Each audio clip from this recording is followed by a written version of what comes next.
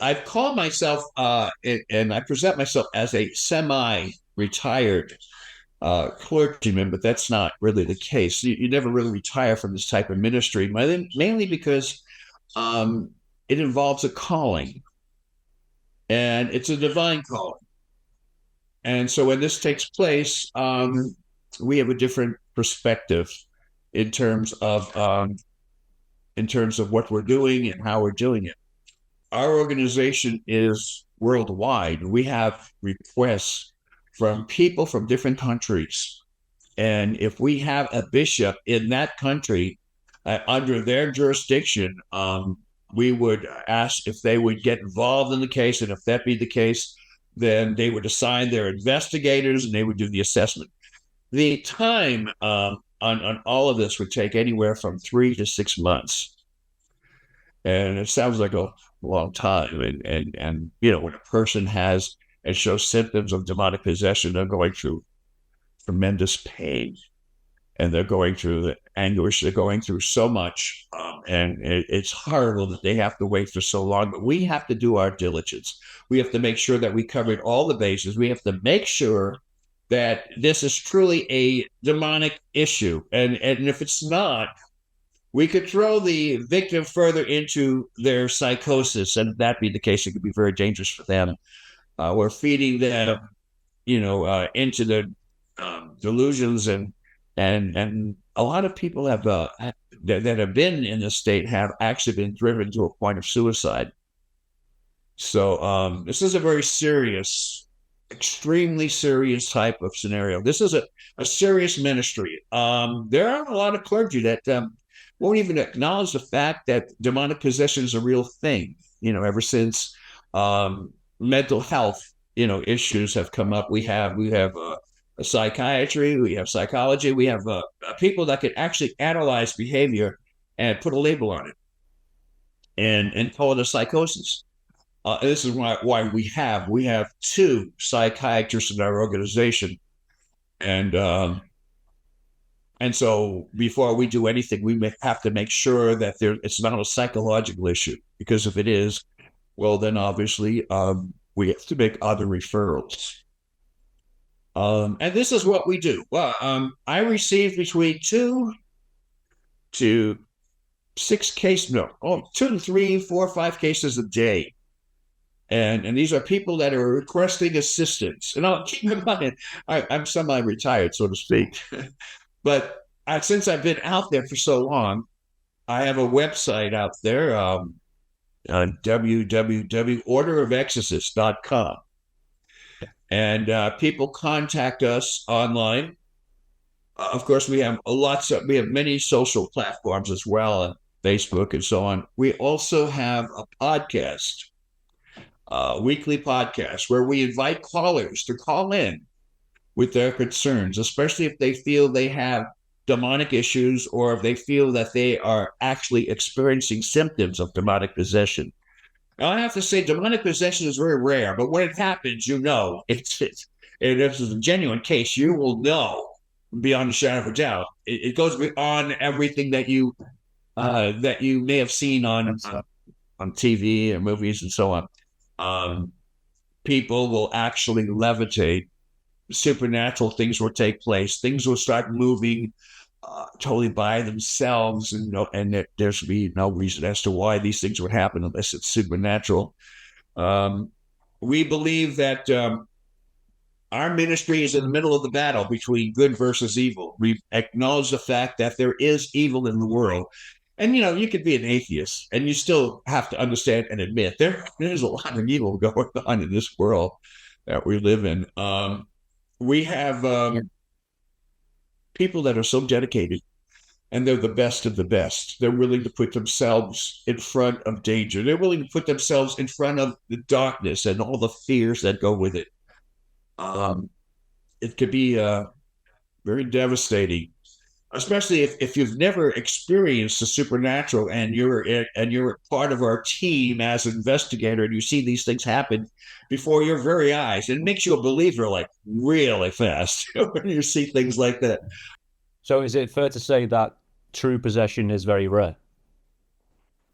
Real possession is very rare, but I will say this: when it comes up, it will hit all the it'll hit all of the red flags. Okay, some people say, well, if you've ever seen a person who has a seizure, epileptic seizure, for example, it looks like the person's possessed because you'll see the body will contort.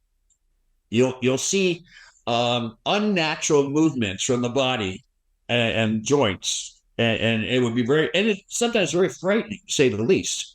But it doesn't mean it's a possession, you know. It could be just simply a medical condition, and that could happen.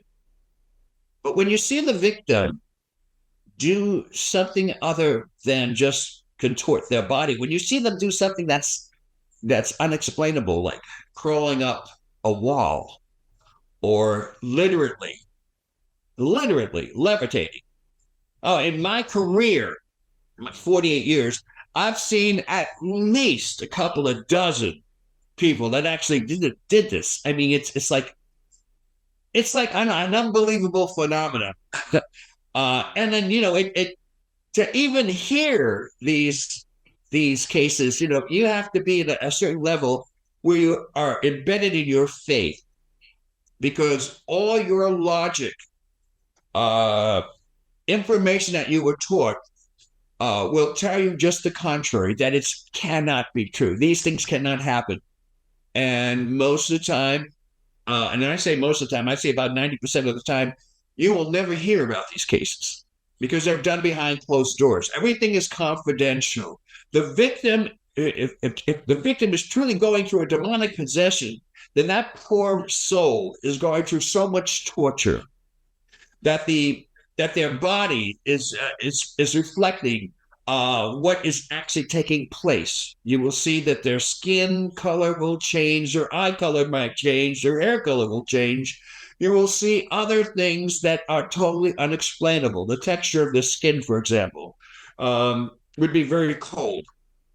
Now, I've often said that the best way to describe a person who is going under this type of scenario, poor thing, first of all, but when they go through this type of scenario, you will look at the body and you could see the body decomposing before your very eyes.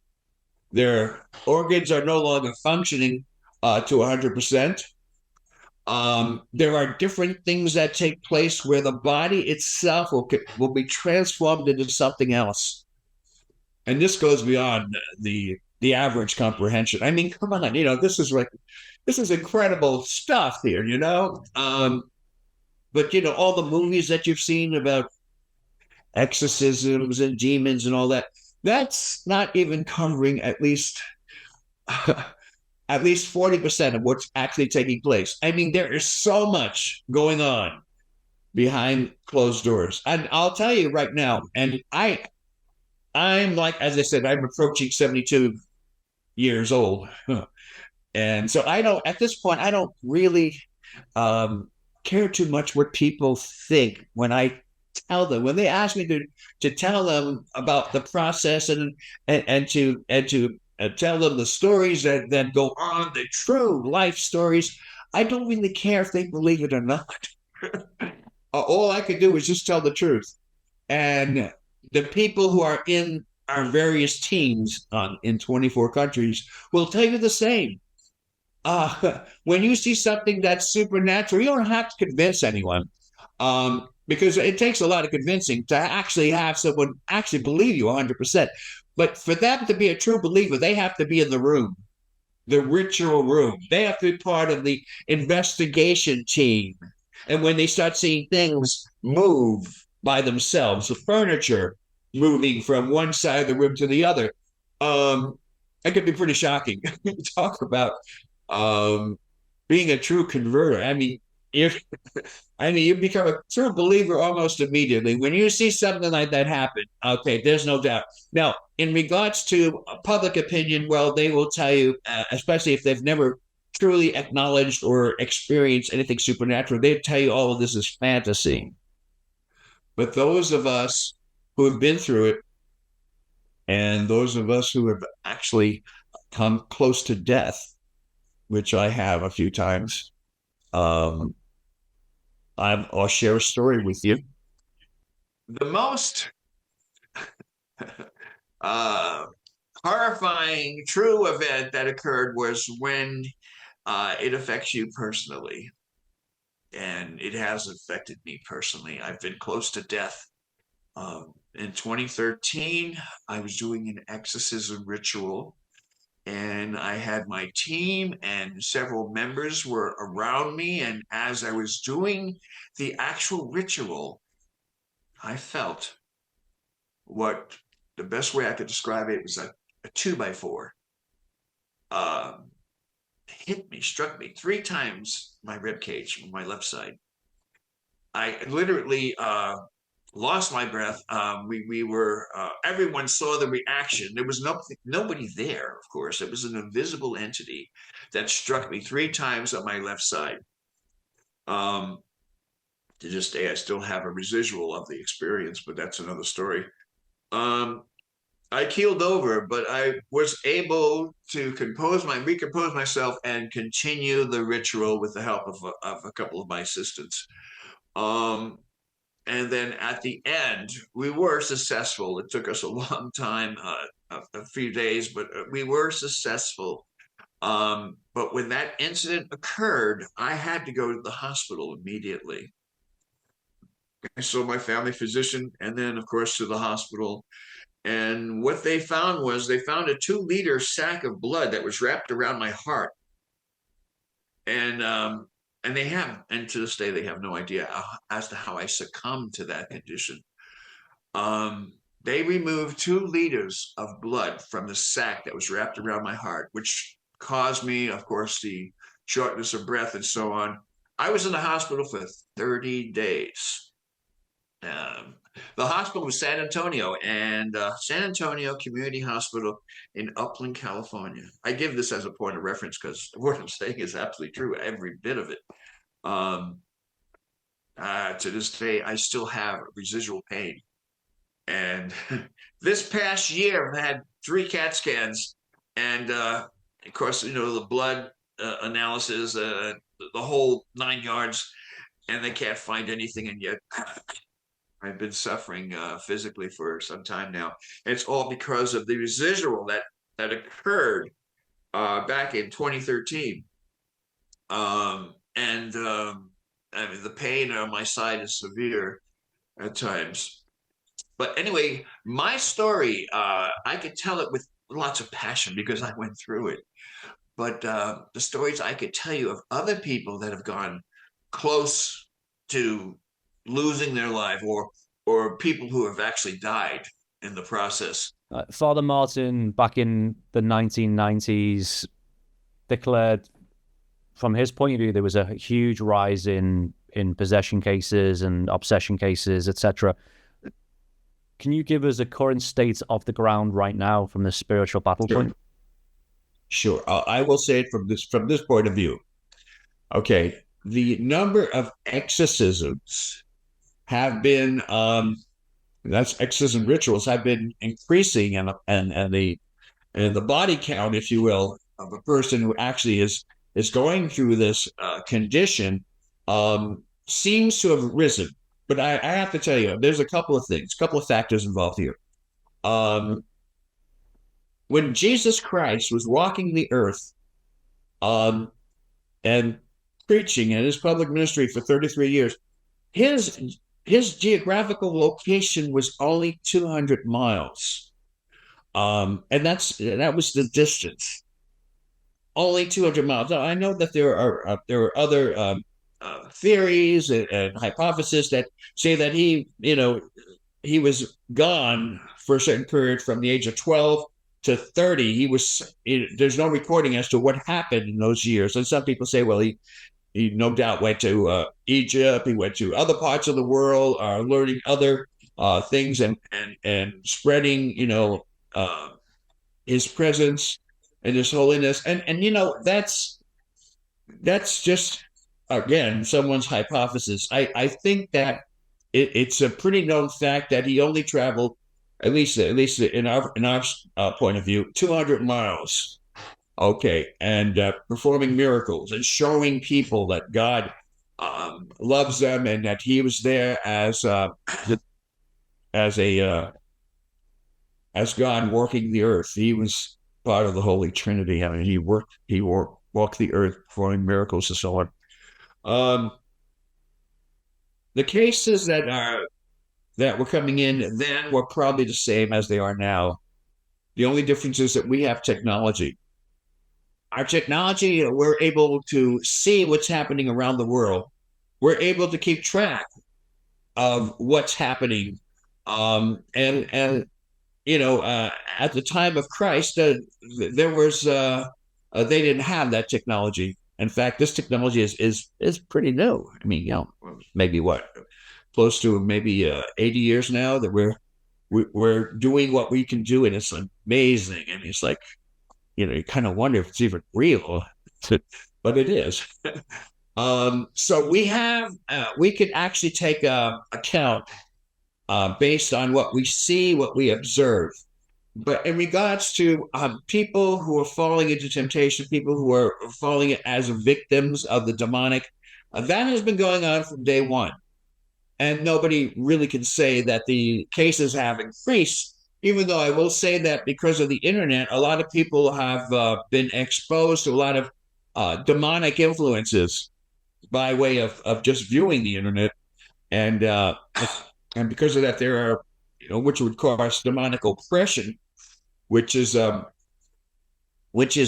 seed that the demonic would plant in one's mind, and they would not even know that it's part of an invasion per se. They would think it's just part of their normal behavior.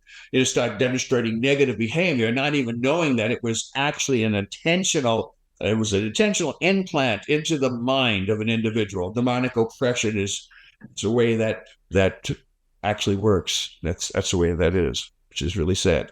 But to answer your question, I see more cases today than I did yesterday, and it's because of not only the demonic influence, but it's also because of what we are observing. We see new things, and we learn from those things.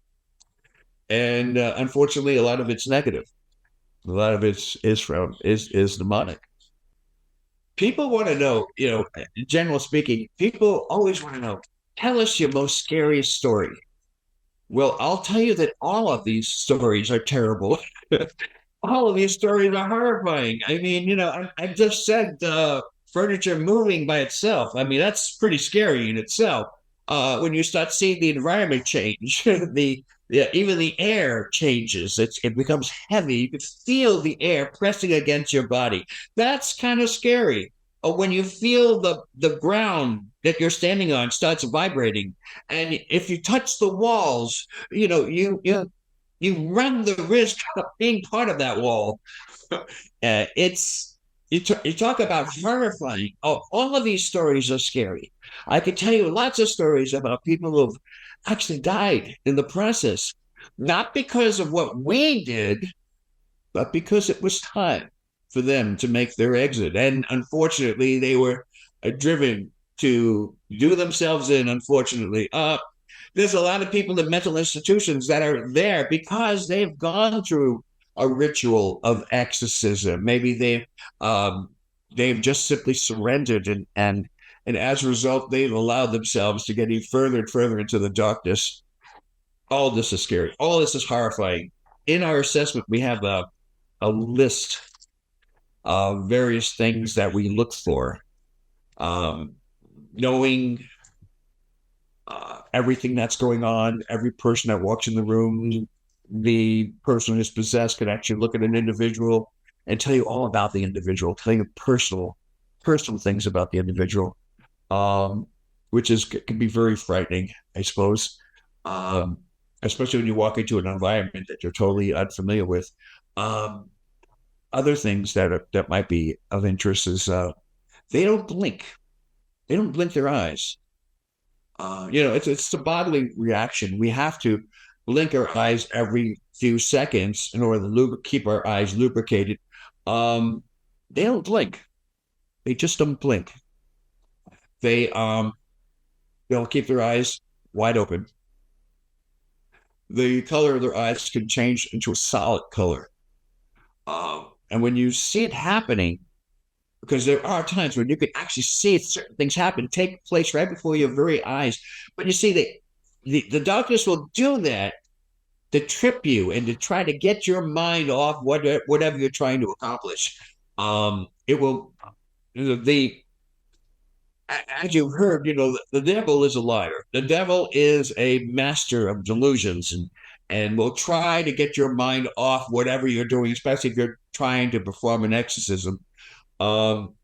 Individuals who are actually have a real demonic entity will be have the strength of 5, 10 men. I mean, super strength, can control literally a person across the room. Not a problem. Person who is actually possessed, what we try to do is tie them down to something, because we would be in danger. Okay. The demonic can, if you're within arm reach, you can get scratched, bit. You can have things thrown at you, like pieces of body parts. Had a girl who literally bit her lip off and spit it at one of us, and that was kind of unpleasant, to say the least. There's a lot of incredible things, including a complete transformation of the body. This is another interesting fact that few people know about. A person can actually change their complete form. Some into look familiar or like maybe resemble some type of reptile, from human to reptile. How about changing genders? That is, actually turning from male to female, or changing height. Maybe they're 5'10", and before you know it, they're 6 feet or shorter. I mean, the body can actually change, can be transformed. The darkness has the ability to make you see things that aren't there. Okay, maybe the transformation of the body can be, maybe it's one of those dark delusions, where you think you're seeing the person changing, but whatever happens, you're actually witnessing it. It can be very stressful, to say the least.